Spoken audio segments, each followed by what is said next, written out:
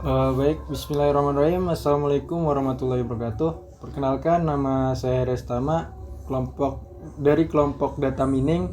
Di sini saya akan menjelaskan sedikit tentang materi data mining, yaitu konsep, model, methods, dan algoritma. Sedikit saya akan menjelaskan tentang konsep data mining. Konsep data mining adalah kebutuhan untuk memahami kumpulan data yang besar, kompleks, dan kaya informasi umum terjadi di hampir semua bidang bisnis, sains, dan teknik. Dalam dunia bisnis, data perusahaan dan pelanggan semakin dikenal sebagai aset strategis. Kemampuan untuk mengekstrak pengetahuan berguna yang bersembunyi dalam data ini dan untuk bertindak berdasarkan pengetahuan itu menjadi semakin penting di zaman sekarang. Dunia yang kompetitif, seluruh proses penerapan metodologi berbasis komputer termasuk teknik baru untuk menemukan pengetahuan dari data disebut data mining. Bismillahirrahmanirrahim. Assalamualaikum warahmatullahi wabarakatuh. Perkenalkan, nama saya Muhammad Zeril Aziz. Saya akan menjelaskan penjelasan dari model data mining. Model data mining dibagi menjadi dua, yaitu prediction metode, menggunakan beberapa variabel untuk memprediksi sesuatu atau suatu nilai yang akan datang. Yang kedua, description metode, mendapatkan pola penafsiran interpretable patterns untuk menjelaskan data. Assalamualaikum warahmatullahi wabarakatuh. Nama saya Alfian Zufar akan menjelaskan metode data mining. Yang pertama adalah association. Association juga disebut sebagai market-based analysis. Sebuah problem bisnis yang khas adalah menganalisa tabel transaksi penjualan dagang, mengidentifikasi produk-produk yang seringkali dibeli bersamaan oleh customer. Misalnya, apabila orang membeli sambal, biasanya juga dia membeli kecap. Kesamaan yang ada dari data pembelian digunakan untuk mengidentifikasi kelompok kesamaan dari produk dan kebiasaan apa yang terjadi guna kepentingan cross-selling. Yang kedua adalah regression. Metode regression mirip dengan metode classification.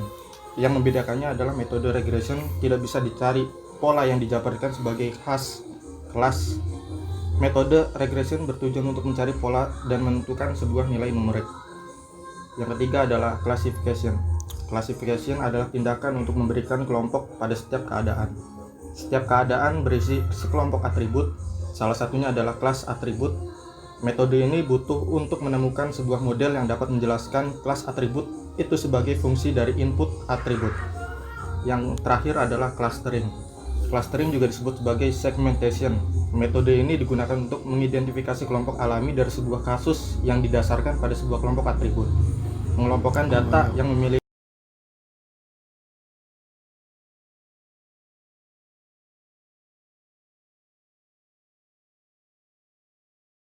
kemiripan atribut. Selesai. Ya baik, saya perkenalkan sebelumnya, saya Anis Mandani Robi. Saya dari kelompok data mining akan menjelaskan algoritma data mining. Nah, algoritma data mining terbagi menjadi tiga, yakni estimasi, clustering, dan prediksi. Nah, mungkin saya menjelaskan terkait estimasi terlebih dahulu. Estimasi di sini digunakan pada sebuah data baru yang tidak mempunyai keputusan jika memang dilihat berdasarkan pada histori data yang sudah ada. Nah, misalnya di sini pada saat melakukan estimasi pembiayaan untuk melakukan pembangunan rumah untuk setiap kota, pastinya itu kan berbeda-beda. Nah, itu disebut dengan estimasi ataupun perkiraan. Nah, yang kedua adalah clustering. Clustering di sini digunakan untuk biasanya pengelompokan yang berbeda-beda pada data. Nah, hampir sama dengan klasifikasi, akan tetapi proses ini menggunakan tool data mining. Metode yang digunakan biasanya yakni neural network ataupun yang disebut juga dengan statistik dan analytical hierarchy cluster. Proses ini dilakukan untuk membagi item ke dalam kelompok berdasarkan dengan apa yang telah ditentukan oleh tool data mining. Nah, yang ketiga adalah prediksi. Prediksi adalah algoritma yang digunakan untuk melakukan perkiraan atau disebut pula dengan forecasting ataupun peramalan pada sebuah kejadian yang belum pernah terjadi atau pada peristiwa yang tertentu yang belum dinyatakan terjadi. Misalnya seperti yang ada pada bidang klimatologi dan geofisika, yang dimana memperkirakan cuaca yang ada pada suatu daerah seperti hujan, panas, badai, dan juga lainnya. Terima kasih.